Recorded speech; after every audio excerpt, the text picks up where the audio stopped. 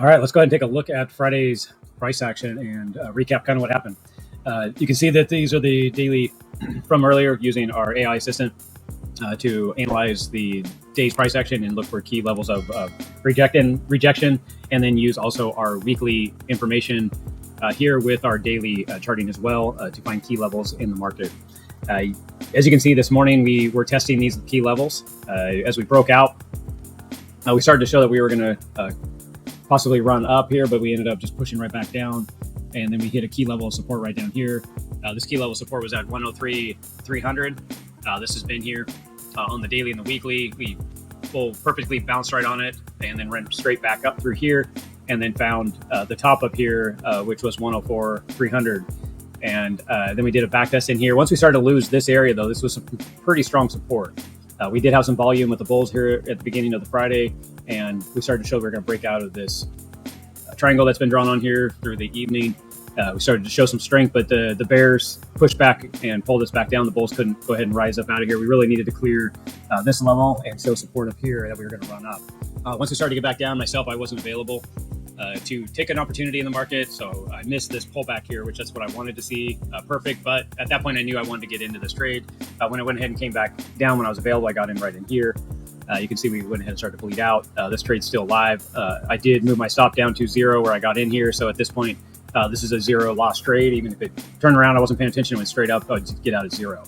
To me, I always try to zero out my trades right when I start seeing it go and break levels of support. So I was waiting for it to see it break the 103.300 level, which you can see it broke and back tested. That's when I pulled to 0, which was right here roughly. And now I'm in this trade with basically 100% profit. So meaning that if this pulled back up, at least I wouldn't lose. That's my biggest goal, is to either walk out of the market with 0 profit or a gain. I hate giving back my money to the market. Very efficient way to trade. So this actually happened to me right here. I was looking for this to break out right here, and I got in here as a back test. When it started to do this breakout again, that's when I pulled my trade up to break even. I had my stop down here. I pulled it up right up through here. You can see the candle rotated right after on rejection and came straight down. It took me out of 0. So I didn't lose any money on this trade because I was thinking it was going to run up. Obviously, it came down then ran. So that's the perfect example of why I zero out. Sometimes that's what you walk away with, is no money out of the trade. But it's a lot better than having to come back and take you out your full trade. So I'm looking for this to break down in this key level down in this area, 98 right now. We'll see. The 98 is a bigger time frame. If you're looking at the longer trades, you can see there's a lot of support right down here from the weekly and daily charts that I've looked at. So we are looking for the key level down there. So we'll go ahead and go from there. That is the trade, and looking at recapping on the Tuesday and how to take action on the price action. So for myself, I use a 30-minute candle. That's what this is. That's what I'm talking about, these breakouts. This indicator right here throws up the signal for me. Just thought it is a warning that this is breaking down or breaking up, which just basically means when the candle breaks through, the 30-minute candle breaks out of the 30-minute candle and below. And I look for a back test. So for me to get into this trade, that's what I was looking for, was a back test in this area. And once that back test started to form, I wanted to see volume hold, and it started to relax. Everything started to fall out here. So that's why I wasn't real excited about this trade. We couldn't clear this key level, which was back here, falls back into support. We couldn't get a close above it, and we started to fall back in. The overall market was neutral, bearish anyways. So with all that being said, you can see that also right here on my bias indicator. It was definitely starting to show this rollover. And that's what triggered me to start watching this. A better confirmation on this, if you could see, it was starting to lose the 30-minute after all this. If you know that the bears are losing, for me, I wouldn't be able to get in this trade. I'd have to wait till over here to get in, because I don't trade 2 hours before the session ends. That's why I got into this right back here, and I took advantage of it. This is about 3 o'clock that I got into this, and was expecting this to possibly fall out, just like you saw here. But that is the trade.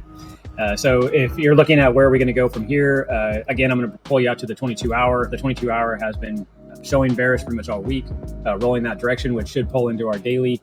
The daily, as of right now, the histogram now has rolled over and showing a breakdown. We're getting the cross on the MACD. So if you wanted to go in, you can go into the MACD right here, which is this MACD, and you can see the two signals.